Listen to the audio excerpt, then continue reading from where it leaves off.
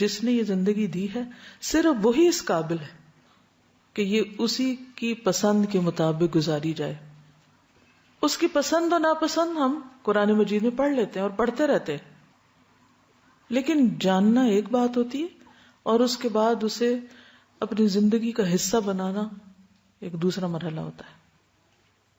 لہذا بہت ضروری ہے کہ ہم جینے کے طریقے بھی سیکھیں اور مرنے کے بھی. جس کو جینا نہ آیا اس کی موت کیسی ہوگی؟ جس کا آغاز ہی اچھا نہیں اس کا انجام کیا اچھا ہوگا؟ انسان کو اللہ نے پیدا کیا ہے، لہٰذا اس کی زندگی کا مقصد بھی اللہ تعالیٰ ہی بتا سکتا ہے. وہی زیادہ حقدار ہے کہ وہ انسان کو بتائے کہ اسے زندگی کیسے بسر کرنا ہے. جب انسان اللہ تعالیٰ کو پہچان جاتا ہے تو اللہ کی ذات اس کی زندگی کا مرکز اور محور بن جاتی ہے. وہ ایک ایسا انسان بن جاتا ہے جس کا جینا اور مرنا اللہ کے احکامات کے مطابق ہو جاتا ہے. اللہ کے لیے مرنے اور جینے کا مطلب یہ ہے کہ انسان کے تمام معاملات میں اللہ کا رنگ نظر آئے. وہ بولتا ہے تو اسے احساس ہوتا ہے کہ اللہ اس کی آواز سن رہا ہے. وہ چلتا ہے تو اس کی چال اللہ کی پسند کے مطابق ہوتی ہے. وہ لوگوں سے معاملہ کرتا ہے تو اسے یہ ڈر رہتا ہے کہ اگر میں نے ظلم کیا یا زیادتی کی تو اللہ مجھ سے ناراض نہ ہو جائے. اس کا لینا دینا جینا مرنا سب کچھ اسی کے لیے ہو جاتا ہے.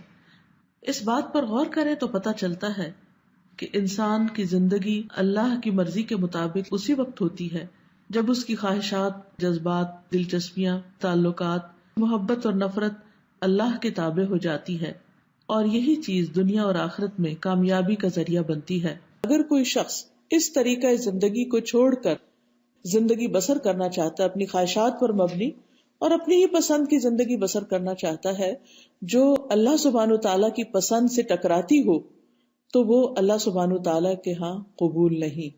اللہ کا دین بھی قرآن اور سنت صرف سجانے کے لیے نہیں ہے، ڈیکوریٹ کرنے کے لیے نہیں، صرف تقدس کے لیے نہیں، صرف عقیدت کے لیے نہیں ہے کہ ہمارے دل میں ان کی عقیدت ہو کہ ہم ان کو خوبصورت انداز میں لکھ کر صرف ایک دیوار پہ لگا دیں اور ہمیں نہ پتا ہو کہ یہ کہہ کیا رہا ہے. اچھی زندگی بسر کرنے کے لیے اور زیادہ سے زیادہ اس زندگی میں، اس دنیا کی زندگی میں بہترین انسان بن کر رہنے کے لیے، اور پھر برزخ کی زندگی کو خوبصورت بنانے کے لیے، اور اپنی آخرت کی ہمیشہ ہمیشہ کی زندگی کو خوبصورت بنانے کے لیے ایک ہی بات ہے، اور وہ ہے اس دین کو صحیح طور پر سمجھنا، اس کو جاننا، قرآن مجید اور نبی صلی اللہ علیہ وسلم کی سیرت اور سنت کے ساتھ مضبوط تعلق قائم کرنا، اس کو اپنے روزانہ کی زندگی میں اس طرح شامل کر لینا جس طرح ہم اپنے صحت کے لیے ایکسرسائز کو، کھانے پینے کو اور باقی چیزوں کو ضروری سمجھتے ہیں. اور جہاں کہیں ہمارا گزارا کھانے اور ایکسرسائز سے نہیں ہوتا وہاں ہم مزید سپلیمنٹس، وٹامنز یا پھر کوئی دوا کی ضرورت ہو تو وہ بھی لیتے ہیں تاکہ ہم ہیلدی انسان کے طور پر اس زندگی کو انجوائے کر سکیں. تو اسی طرح اگر ہم آخرت کو انجوائے کرنا چاہتے ہیں اور ایون دنیا کو بھی سکون کے ساتھ بسر کرنا چاہتے ہیں تو ہمارے لیے لازم ہے کہ ہم ان احکامات کو جانیں جو اللہ سبحانہ تعالیٰ نے اپنے بندوں کے لیے اس دنیا میں بھیجے ہیں. جس کے اعمال اس کے مطابق ہوں گے وہ کامیاب ہو جائیں گے، اور جس کے اس کے اپوزٹ ہوں گے وہ ناکام ہو جائیں گے. اس لیے ہمیں یہ ساری چیزیں ایک کے بعد ایک، چاہے وہ ایمان سے متعلق ہو، چاہے وہ ہمارے روزمرہ کی عبادات سے متعلق ہو، چاہے معاملات سے متعلق ہو، چاہے ادب آداب اور مینر سے متعلق ہو، سونے جاگنے کھانے پینے اٹھنے بیٹھنے کے، میل ملاقات دوستی، ہر چیز کے جو آداب ہمیں زندگی میں سکھائے گئے ہیں، ہمارے دین نے ہمیں بتائے، ان سب چیزوں کے مطابق پھر ہمیں اپنی زندگی کو ڈھالنا ہوگا. انسان کی یہ نیچر ہے کہ وہ جس ماحول میں جاتا ہے اس کی بہت سی چیزوں کو دیکھ کر وہ اڈاپٹ کر لیتا ہے. بعض اوقات اس میں کچھ چیزیں تو اچھی ہوتی ہیں لیکن کچھ چیزیں ایسی بھی ہو سکتی ہیں جو آپ کے دین سے مطابقت نہ رکھتی ہوں، اس سے ٹکراتی ہوں. لہٰذا اگر انسان کے پاس روشنی ہوگی، یہ روشن دین ہوگا جس کو نبی صلی اللہ علیہ وسلم فرمایا نا کہ میں تمہارے پاس روشن دین چھوڑ کر جا رہا ہوں، تو اگر وہ روشنی ہوگی تو انسان کو پہچان ہو جائے گی کہ یہ چیز میرے لیے ٹھیک ہے اور یہ چیز میرے لیے درست نہیں.